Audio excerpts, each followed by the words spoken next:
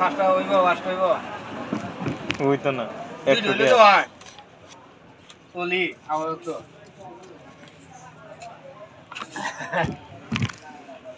আল্লাহ নিচে গা পাইছি মাটি আছে এই যে 8টা লয় লাগাইছে বুঝে ওর হাত ছোট হয়েছে ওর কি চাই না হ্যাঁ এই যে লয় লাগাইছে টান না মাঝে এই যে হইতে ওখানে শক্ত হয়েছে তাই না দুকা দেয় না যায় না এই বেটা তুই ওষুধ আছে ওই ওষুধটা দিছে